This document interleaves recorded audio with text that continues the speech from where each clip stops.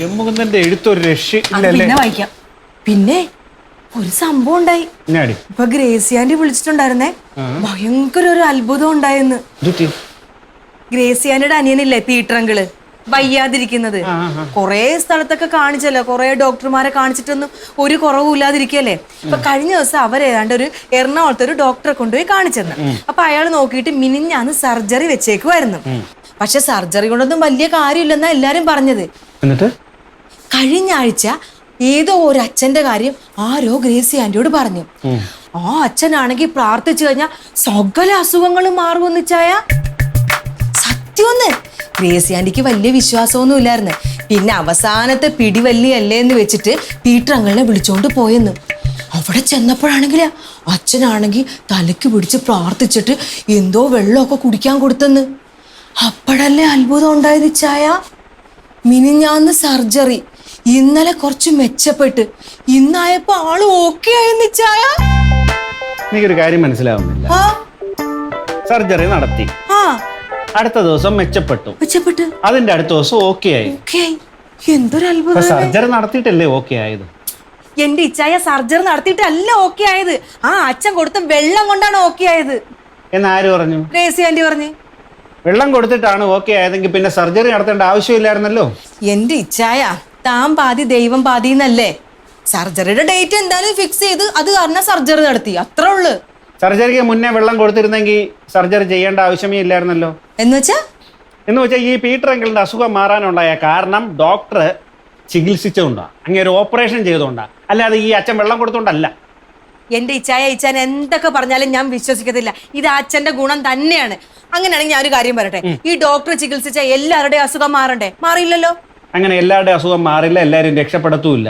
അത് ഭൂമിയുടെ സന്തുലിതാവസ്ഥ നിലനിർത്താനായിട്ട് ചിലരൊക്കെ മരിക്കുകയും ചിലരൊക്കെ ജനിക്കുകയും ചെയ്യും. എന്നാൽ മാത്രമേ ഭൂമിക്ക് നിലനിൽപ്പുണ്ടാവും. ഇച്ചായ അതുകൊണ്ടൊന്നും അല്ല, ആ അച്ഛന്റെ ഗുണം കൊണ്ടാ. അച്ഛന്റെ ഗുണം തന്നെയാണല്ലോ. എങ്കിൽ പിന്നെ നമുക്കൊരു കാര്യം ചെയ്യാം, ഈ ഹോസ്പിറ്റലിലെ ഡോക്ടേഴ്സിനെയൊക്കെ പറഞ്ഞു വിട്ടിട്ട് നമുക്ക് ഇതുപോലെ അച്ഛന്മാരെയും സിദ്ധന്മാരെയൊക്കെ പിടിച്ചിരുത്താം. അവരാകുമ്പോൾ ഒരു ബക്കറ്റിൽ വെള്ളവുമായിട്ട് ഇരുന്നാൽ മതി. വരുന്ന പേഷ്യൻസിന് മൊത്തം വെള്ളം കൊടുത്ത് കാശിന്റെ ചെലവുമില്ല, അവർക്കാണെങ്കിൽ അസുഖം മാറുകയും ചെയ്യും. എങ്ങനെയുണ്ട്? ഇതാണ് അഹങ്കാരം. കുറച്ച് പഠിപ്പുണ്ടെന്നുള്ള അഹങ്കാരമാണ് ഇച്ചായന്. ഇച്ചായൻ ഈ പറയുന്ന വിവരക്കേടുകളെല്ലാം മേളിലിരുന്ന ഒരാൾ കാണുന്നുണ്ട്. മേളിലിരുന്ന് കാണാനായിട്ട് ദൈവം എല്ലാവരും മേളിലാണ് ഇരിക്കുന്നത് നിന്നോട് ആരാ പറഞ്ഞത്? വലിയ ആളാന്നുള്ള ധാരണ ഒന്നും വേണ്ട, ഇച്ചായൻ അനുഭവിക്കും, നോക്കിക്കോ. പിന്നൊരു കാര്യം കൂടെ, ഇച്ചായൻ മനസ്സിലാക്കാത്ത ഒരുപാട് കാര്യങ്ങൾ ഈ ഭൂമിയിൽ നടക്കുന്നുണ്ട്, കേട്ടല്ലോ. എടി, ഭയപ്പെടുത്തിയാണ് അവരൊക്കെ ജീവിക്കുന്നത്. മേളിലിരിക്കുകയാണ് അത്രേ, അവര് മേളിൽ തൂങ്ങിക്കിടക്കുകയാണല്ലോ.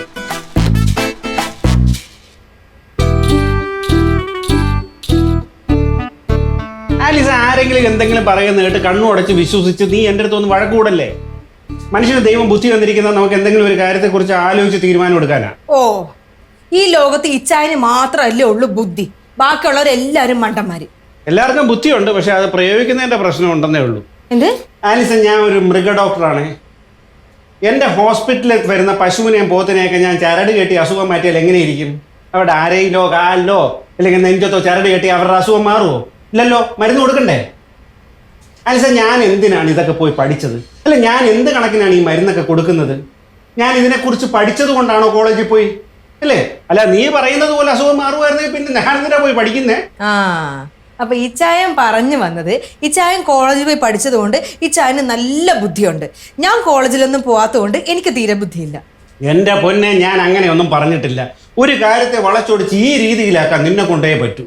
ഈ ബുദ്ധി നീ വേറെ എന്തെങ്കിലും നല്ല കാര്യത്തിന് നീ ഉപയോഗിച്ചിരുന്നെങ്കിൽ എന്തോ ഒരു ഉപകാരം ഉണ്ടായ. അപ്പൊ അതുമായി എന്നെ കൊണ്ട് തീരെ ഉപകാരമില്ല, അതല്ലേ പറഞ്ഞത്? എന്റെ പൊന്നെ, ഞാൻ നിന്നോട് തർക്കിക്കാനില്ല. ഒന്നെങ്കിൽ മനുഷ്യർ സ്വന്തം അനുഭവത്തിലൂടെ പഠിക്കണം, ഇല്ലെങ്കിൽ വായിച്ച് പഠിക്കണം, ഇല്ലെങ്കിൽ സ്വന്തമായിട്ട് ചിന്തിച്ചുറപ്പിക്കണം. ഞാനും എന്റെ സ്വന്തം അനുഭവത്തിൽ നിന്നാ പറഞ്ഞത്. നിനക്ക് എന്ത് അനുഭവം ഉണ്ടായത്? ഇങ്ങോട്ട് നോക്ക്. വേറെ ആരോ പറഞ്ഞത് കേട്ടിട്ടല്ലേ നീ പറഞ്ഞത്? ഇല്ല, സ്വന്തമായിട്ട് നിനക്ക് അനുഭവം ഉണ്ടായോ? നീ ഈ കേസിൽ തേർഡ് പേഴ്സൺ മാത്രമാണ്. ഫസ്റ്റ് പേഴ്സണും സെക്കൻഡ് പേഴ്സണും ഇത് ശരിക്കും ഇത് അനുഭവിച്ച രണ്ടുപേര് വേറെ ആൾക്കാരാണല്ലോ, അല്ലേ? ഞാൻ പറയുന്നതിൽ എന്തെങ്കിലും തെറ്റുണ്ടോ? എടി, കുറെ നാൾ മുമ്പ് മുറ്റത്തൊരു തകിട് കിട്ടിയില്ലേ? നീ എന്തൊക്കെ പൊല്ലാപ്പ അപ്പൊ ഉണ്ടാക്കിയത്?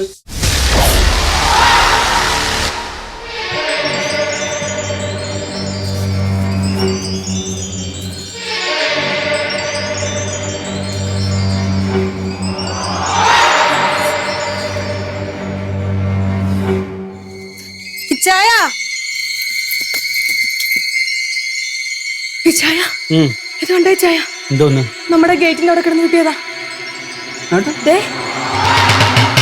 എന്താണ് ഇച്ചാന് മനസ്സിലായോ? ഇത് ഏലസല്ലേ? എവിടെ കിടന്നിട്ട്? നമ്മുടെ ഗേറ്റിന്റെ അവിടെ കിടന്ന്. നമ്മുടെ കോമ്പൗണ്ടിൽ ഇത് ആരും കൊണ്ടൊന്നിട. ഇത് സാധാരണ ഏലസ് അല്ല ഇച്ചായ, പിന്നെ കൂടോത്രവാ. കൂടോത്രം എന്ന് പറയോടെ. കൂടോത്രം ഇച്ചായ നമ്മളെ നശിപ്പിക്കണമെന്ന് ആഗ്രഹമുള്ള ആരാ ഇച്ചായ ഇവിടെ ഉള്ളത്? ആര്? അപ്പുറത്താ യക്ഷി. ഒരാളെ കുറിച്ച് ഇങ്ങനെ അനാവശ്യം പറയല്ലേ, മോശം ആലീസെ. ഓ, അവരെ പറ്റി പറഞ്ഞപ്പോ ഇച്ചായനങ്ങ് നൊന്തല്ലേ? അങ്ങനെ ഞാൻ പറഞ്ഞതല്ല ആലീസെ. ഇടി ഇച്ചായ, നമ്മൾ രണ്ടും മാത്രല്ലേ ഉള്ളു ഇവിടെ.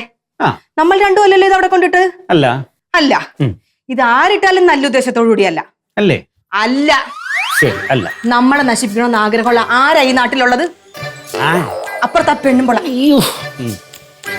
ഇച്ചായ വന്ന അന്ന് തൊട്ട് അവരുടെ ഒരു കണ്ണ് ഇച്ചായന്റെ പുറത്തുണ്ട്. എന്റെ ഒരു നോട്ടവും ശ്രദ്ധയൊക്കെ ഉള്ളത് കൊണ്ട് അവരുടെ ആ ഉദ്ദേശം നടക്കുന്നില്ല. അല്ലായിരുന്നെങ്കിൽ കാണായിരുന്നു. അവരുടെ ഉദ്ദേശം നടക്കാത്തത് കൊണ്ട് അവരേതോ മന്ത്രവാദീനെ കണ്ട് ഈ ഏലസും പൂജിച്ചിട്ട് നമ്മുടെ വീടിന്റെ ഗേറ്റിന്റെ അവിടെ കൊണ്ടുവന്ന് ഇട്ടതാ. എന്തിന്? രണ്ട് ഉദ്ദേശം അവർക്കുള്ളത്. എന്തൊക്കെയാണ്? നമ്പർ 1, ഇച്ചായനെ വശീകരിക്കുക. മൂന്നൊന്നും മൂളൊന്നും വേണ്ട, ആണുങ്ങളെയും പെണ്ണുങ്ങളെയും വശീകരിക്കുന്ന മന്ത്രവും ഏലസും ഒക്കെ ഉണ്ട് ഇച്ചായ. 2, എനിക്കെന്തെങ്കിലും പറ്റണം. എനിക്കെന്തെങ്കിലും പറ്റിപ്പോയി കഴിഞ്ഞാൽ പിന്നെ അവരുടെ തടസ്സമൊക്കെ മാറിയല്ലോ. അത് കൊണ്ടിട്ടത് ഉണ്ണിയാർച്ചയാണെന്ന് നീ പറഞ്ഞു ഇല്ലേ? അവസാനം തെളിഞ്ഞപ്പോ എന്തായി? ഏതോ ഒരുത്ത ഇവിടെ കൊണ്ടൊരു തകിടിട്ട്. അത് അറിഞ്ഞു കഴിഞ്ഞിട്ട് എന്തെങ്കിലും ഉണ്ടായോ? എന്റെ ഇച്ചായന് എന്തൊക്കെ പറഞ്ഞാലും ഇച്ചായന് മനസ്സിലാവാത്ത ഒരുപാട് കാര്യങ്ങൾ ഈ ലോകത്ത് നടക്കുന്നുണ്ട്. അതൊന്നുമേ കോളേജിൽ പോയി പഠിച്ചാൽ കിട്ടൂല. സമ്മതിച്ചു. നീ തന്നെയാണ് ശരി, നീ മാത്രമാണ് ശരി. ഇച്ചായൻ പറയുന്ന കാര്യങ്ങൾ മാത്രമല്ലേ ശരിയായിട്ടുള്ളു എന്ന് ഞാൻ പറഞ്ഞില്ല. എന്റെ യുക്തിക്ക് നിരക്കാത്ത കാര്യങ്ങൾ വന്നാൽ ഞാൻ ചോദ്യം ചെയ്യും. ഞാനത് വിശ്വസിക്കത്തുമില്ല. ഇച്ചായ, പവിത്രന്റെ അമ്മയും സുമിത്രയും കൂടെ ഇന്നലെ വരെ വഴക്കായിരുന്നുള്ള കാര്യത്തിൽ ഇച്ചായന് വല്ല സംശയമുണ്ടോ? ഇല്ല. ഇന്നലെ വരെ വഴക്കായവര് ഇന്ന് വഴക്ക് മാറിയെന്ന് പവിത്രൻ ഇവിടെ വന്ന് പറഞ്ഞാല് ഇച്ചായൻ എന്തെങ്കിലും സംശയമുണ്ടോ? പവിത്രൻ പറഞ്ഞതുകൊണ്ട് ഞാൻ വിശ്വസിക്കുന്നു. അപ്പൊ ഇന്നലെ വരെ വഴക്കായിരുന്നവര് പെട്ടെന്നൊരു സുപ്രഭാതി ഡീസന്റ് ആവുമ്പോ ഇച്ചായന്റെ പ്രമാണം അനുസരിച്ച് അതിൽ എന്തെങ്കിലും ഒരു കാര്യം വേണ്ടേ? അതെന്തായിരിക്കും കാര്യം? നീ അവരോട് വന്ന് ചോദിക്കേണ്ടതാണ് ശരിക്കും.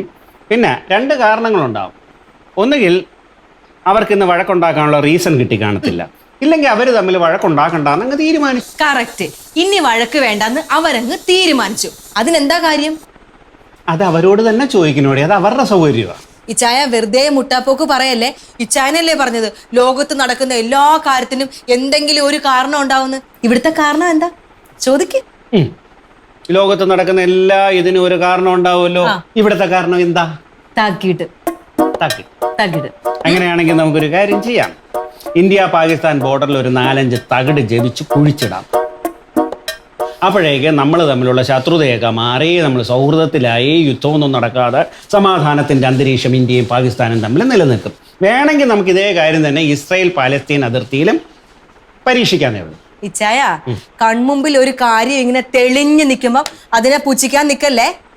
പവിത്രന്റെ വീട്ടിലെ പ്രശ്നങ്ങൾ മാറി, ഗ്രേസി ആന്റിയുടെ അനിയന്റെ അസുഖം മാറി. ഇതൊക്കെ എന്തുകൊണ്ടാ? അത്ഭുതമാണ് നടന്നത്, അത്ഭുതം. ഇച്ചായൻ അതിനെ പുച്ഛിച്ചോണ്ടിരുന്നു. ഞാൻ ഒരു ഹൈപ്പോത്തറ്റിക്കലായിട്ടൊരു ക്വസ്റ്റ്യൻ നിന്നോട് ചോദിക്കട്ടെ? ചോദിക്കട്ടെ. എൻ്റെ പൊന്നുമോള് എന്നെ നോക്കടി. എൻ്റെ പൊന്നു കൊച്ചിന് ഒരസുഖം വന്നു. അപ്പം ഞാൻ ഈ അച്ഛൻ്റെ അടുത്ത് കൊണ്ടുപോകണോ ആശുപത്രി കൊണ്ടുപോകണോ? അത്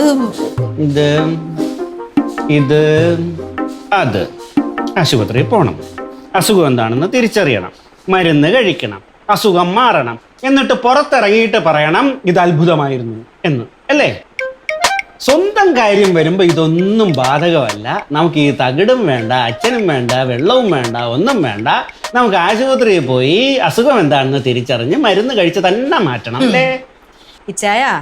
ഇച്ചായൻ ഈ ദൈവനിഷേധം പറയുന്നതേ ഈശ്വരന് പോലും പൊറുക്കാത്ത കാര്യമാണ്. കൊട്ടേഷൻ ഇടൂ ഈശ്വരൻ. കൊട്ടേഷൻ ഒന്നും കൊടുക്കത്തില്ല.